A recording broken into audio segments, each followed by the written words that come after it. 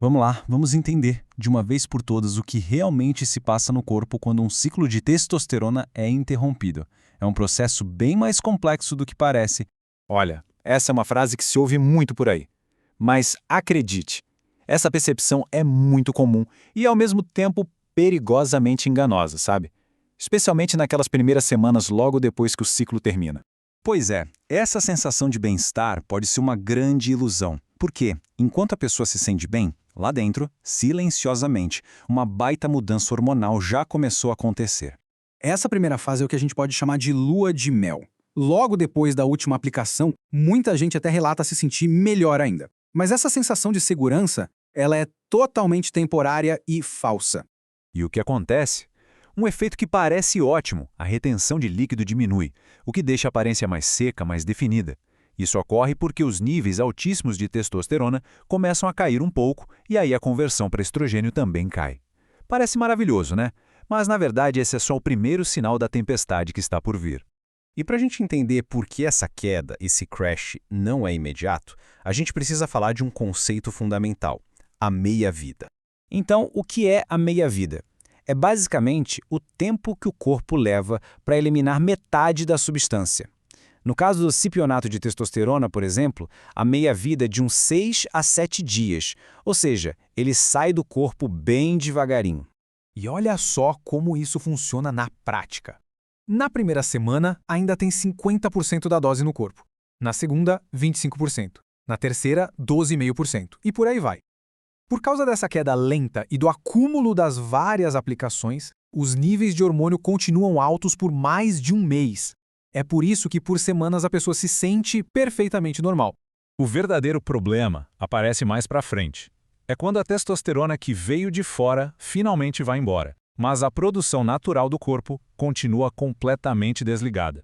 Pensa bem, durante todo o ciclo, o corpo simplesmente parou de produzir o próprio hormônio. O eixo hormonal foi suprimido. Então o que acontece é que se chega num ponto em que não tem mais hormônio vindo de fora e também não tem nada sendo produzido por dentro. Esse gráfico aqui é sensacional para visualizar o tamanho do problema. É uma gangorra hormonal. Se a gente disser que o normal é o nível 1, durante o ciclo a pessoa está no nível 5. Quando vem a queda, ela não volta para o 1, ela despenca para um nível menos 5, ou seja, muito abaixo do normal. E esse estado, chamado de hipogonadismo, traz um monte de consequências bem pesadas. A libido despenca, pode vir depressão, ansiedade, a pessoa começa a perder músculo, ganhar gordura, sente um cansaço que não passa nunca e muitas vezes sem entender o porquê. É exatamente aqui que entra a terapia pós-ciclo, a famosa TPC. Ela não é um luxo, ela é absolutamente essencial para ter uma recuperação mais segura e menos traumática. E qual é a grande sacada da TPC? O objetivo dela não é colocar mais hormônio para dentro. Pelo contrário, é mandar um sinal. É como se fosse uma corda para o corpo para ele voltar a fazer o trabalho dele.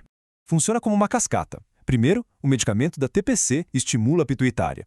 A pituitária, por sua vez, libera outros dois hormônios, o LH e o FSH.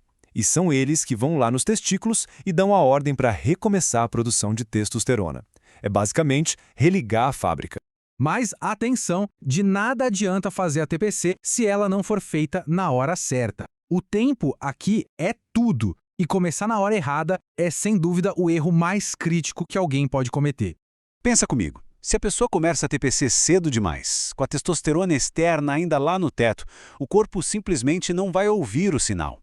É como tentar conversar com alguém numa festa com o som no último volume.